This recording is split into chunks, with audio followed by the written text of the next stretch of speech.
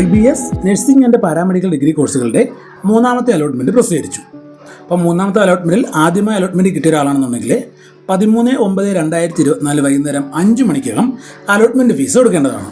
അതല്ല, നിങ്ങൾ കഴിഞ്ഞ അലോട്ട്മെൻറ്റിൽ ആൾറെഡി അലോട്ട്മെൻറ്റ് ഫീസ് അടച്ചവരാണെന്നുണ്ടെങ്കിൽ നിങ്ങളുടെ പ്രൊഫൈൽ ലോഗിൻ ചെയ്ത് അലോട്ട്മെൻറ്റ് മെമ്മോ എടുത്തതിന് ശേഷം 20/9/2024 നമുക്ക് ഏത് കോളേജിലാണോ അഡ്മിഷൻ കിട്ടിയത് ആ കോളേജിൽ അഡ്മിഷൻ എടുക്കേണ്ടതാണ്.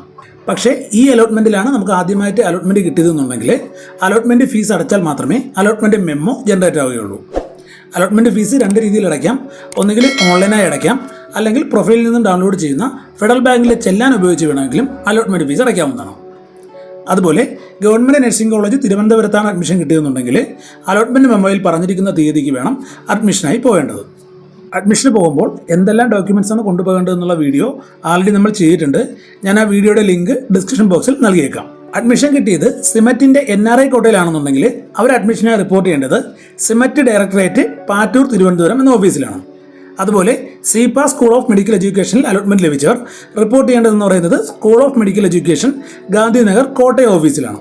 അഡ്മിഷൻ എടുക്കുമ്പോൾ നിങ്ങൾക്ക് കിട്ടിയ കോളേജിൽ പോരാ വേറൊരു കോളേജാണ് നോക്കുന്നതെന്നുണ്ടെങ്കിൽ കിട്ടിയ കോളേജിൽ നിന്നും NOC വാങ്ങിക്കാൻ മറക്കരുത്. അതുപോലെ അഡ്മിഷൻ കിട്ടാത്ത കുട്ടികൾക്ക് ഇനി അടുത്ത സെക്ഷൻ എന്ന് പറയുന്നത് സ്പെഷ്യൽ അലോട്ട്മെൻ്റ് ആണ്. സ്പെഷ്യൽ അലോട്ട്മെൻറ്റിന് നമ്മൾ കോളേജ് കോഴ്സും ഒന്നേന്ന് കൊടുക്കണം. അല്ലാതെ ആദ്യം വെച്ച കോളേജുകളോ കോഴ്സുകളോ സ്പെഷ്യൽ അലോട്ട്മെൻറ്റിൽ പരിഗണിക്കുകയില്ല. അപ്പോൾ ഓപ്ഷൻ വയ്ക്കാൻ വിട്ടുപോകുകയാണെന്നുണ്ടെങ്കിൽ സ്പെഷ്യൽ അലോട്ട്മെൻറ്റ് നഷ്ടപ്പെടും. അതുകൊണ്ട് സ്പെഷ്യൽ അലോട്ട്മെൻറ്റിൻ്റെ ഓപ്ഷൻ കൊടുക്കുന്ന സമയത്ത് എല്ലാ കോളേജുകളും കോഴ്സുകളും ആദ്യം മുതൽക്ക് തന്നെ നൽകേണ്ടതാണ്. ഈ ഒരു വീഡിയോ നിങ്ങൾക്ക് ഉപകാരപ്പെട്ടെന്ന് കരുതുന്നു. മറ്റൊരു വീഡിയോയുമായി നമുക്ക് വീണ്ടും കാണാം.